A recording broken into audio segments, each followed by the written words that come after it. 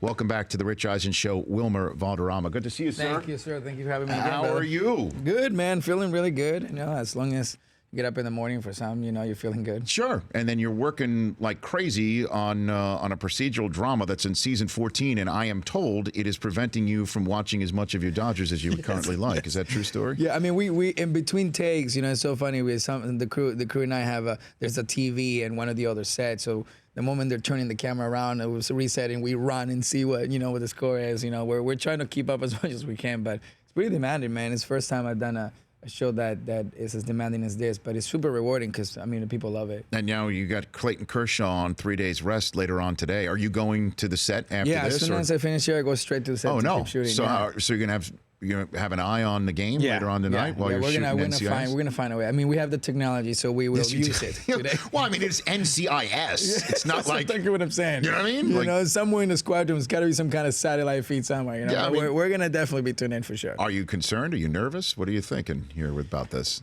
You know, I don't know, man. I don't know what has been the feedback. You know, because I've been so locked in. I don't know. I mean, Clayton Kershaw. You know how many years he's been at it. You know, it's a closing out game here for the team. Yeah, I think. Look, this is the thing. I think we have a nice little momentum going. I mean, I think they have a good chemistry going right now. They do. I mean, I'm a little concerned about the shake up a little bit, but hey, man, we'll pull through. You know, it's what it is. That's the Dodgers are playing a big game later on today in Chavez Ravine while you're on the set, and it's we had again, like I said, we had Mark Harmon here, Wimer, and it's tough to remember that he was Mr. UCLA quarterback. Right. You know, his dad was a Heisman Trophy winner at Michigan. He's just known for NCIS, saying elsewhere some of these great TV hits. It's incredible. I mean, and he's so in tune. I mean, he's still so locked in on. You know, he knows everything about the sport right now. Still, you know, he's in it. You know, and loves it so much. And there's a lot of inside, jokes too, or inside look backs at his history as an athlete. You know, on the set. You know, from the walls of the squadron, there's a little picture of him. Quarterbacking. You know, there's like things and there's referencing on the wall of this of the actual set of NCIS. Yeah, there's like little things that they've planted. You know, that you go, oh, okay, I know where that is. You know, now they've planted it. Or did he really plant it? I think they planted it for him. I don't know if he likes it so much, but it's a nice little homage and tribute to how great he did. No, and he was here. He was really humble about it. Yeah, he's very like he doesn't wear it on his sleeve, even though he wasn't just like a backup. No, he's the man. The man. Yeah, he's the man. And there was a scene I think in last week's episode where he throws a jacket at me and I catch it and in one of the takes he threw that jacket. With such great form, and I caught it, and it came with such force, and everyone looked at each other like, yeah, he still got it. Did the jacket spiral in? The jacket did a beautiful spiral nice, tight over to me. Spiral. Yeah, it was great. Wimer Valderamma here from NCIS on the Rich Eisen Show. How'd you get into MMA? How'd you get into? I remember the first. For the beginnings of MMA, I was following the Gracies. I followed jiu-jitsu for a while, and then it led me to discover, UFC. When it was such an underground thing where the fighters were fighting multiple fights in one day. Not anymore. Not anymore. Now it's very, it's very well organized. I think it's become a real sport. To acquire a mixed martial arts, process or theory or technique. It's such a you have to be a very well-rounded athlete to really kind of assimilate to that. It's not only mental. I think it's actually mostly mental, but but it's in the spirit of the fighter. So I grew very passionate about it, and then I started training, and then I understood so many more things about it with the training process, and then I just became obsessed, and I kept going to all the fights. Became good friends with Dana White, and go to all the fights all the time. So what's your fighting weight?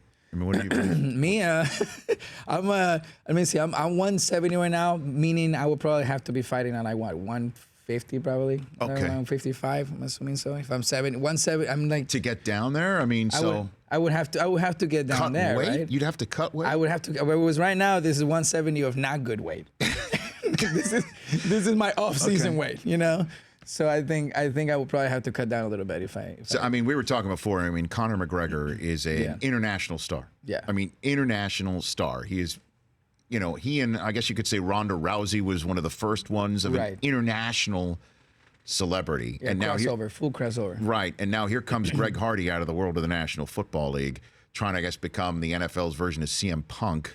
Yeah, And I mean, I got to tell you, I have a really strong opinion about it. I think that, some of these guys need to have real respect for the sport. You can't just say, "Oh, else fails. I'm gonna go in there and try to, make some noise and get a bunch of press and get a bunch of media and then get on a ring and pretend you're gonna actually stand toe to toe with fighters who have lived the sport. Who grew up and loving the sport. So it's gonna be interesting. I mean, I hope he wakes up to the rude awakening of getting in a ring with somebody and teaching them that that's just not. You can't just say, "Okay, today I'm gonna do this." That's just not how it works. But why? You know what I mean? I mean, it's... Well, he got drummed out of the NFL. He's a Right. pariah in the NFL, and I guess he figures, obviously one of the things he does best is use his fists. So in the wrong situation, so maybe he's going to get in there, and try it. But he's up there. I mean, 260, I guess, was the weight that Glazer was talking about. Yeah, at that weight class, you're going to get destroyed. Like, I mean, the people that are fighting in that weight class are real monsters. You know what I mean? These guys are not only well-rounded, but they know how to use their weight in different levels of the skill. So I mean, you can't survive that weight class. NCIS Wimer Valderamma here on the Rich Eisen Show in a couple minutes and a half with you left. How many years have you been doing Handy Manny? I did Handyman. We've done about 100 episodes, and then we did about 9. We've done about 9 primetime specials where it was, musical and hour-long specials for the kids. And then he went on and did a tour, and how many times did people come up to you and say, "Hey, call my kid," or record a message or something like that? I get a lot of kids that their parents go, "Hey, so he's Handy Manny," and they look at me like, "What?" And then you do the voice, and then you see their face light up, and it's really like it just all comes together, But it's very sweet. It's very sweet when people come up to you. It happens at the airports a lot when I'm standing in line. I'm asking for something, and the kids just look at me super like, where does that confused. sound familiar? Yeah, because it triggers. When you're a kid, when you're young, there's certain sounds, there's certain voices that kind of bring you back, or somehow something clicks, and kids are very intuitive with that. And did I hear that you were doing something with Ashton Kutcher's new Netflix show with Danny Masterson? Yeah, right? we just surprised the fans with a mini 70 show reunion. Danny Masterson, Ashton, and I just kind of reunited on The Ranch on Netflix. Yeah. And we did. I did their last 3 episodes of this season that just premiered a couple of days ago. Mm-hmm. And the fans got a kick out of it. To see the 3 of us on screen, for me, to be on screen with those guys again, man, it was crazy nostalgic. It was really fun. So what's next? You go to Orange is the New Black with Laura Prepon. You just start going around everybody else's gigs. Exactly. Yeah, something. I mean, I'm gonna have to go. I'm gonna have to make the round somehow. That'd be an interesting twist. No, all of you do it. Yeah. Like all 3 of you now. Now that you hooked up with Danny and Ashton, now the 3 of you us go going to Orange, that would be fun. That would be great. And then the 4 of you, and then the 4 of you go and do like TED 3 or something like that. Yeah, and then all of them have to come to NCIS. You know what I mean? Now we're working on something. Now we're breaking television in half. We're breaking down walls. Yes. At W Valderrama on Twitter, at Wimer Valderrama on Instagram. Thanks for coming on here. It's great to see you. Thank you for always having me. Always come back. You got it. We're back in 60 ticks of the clock with an update on what's going on in the rest of the sports world. The Rich Eisen Show, weekdays at noon Eastern on Audience.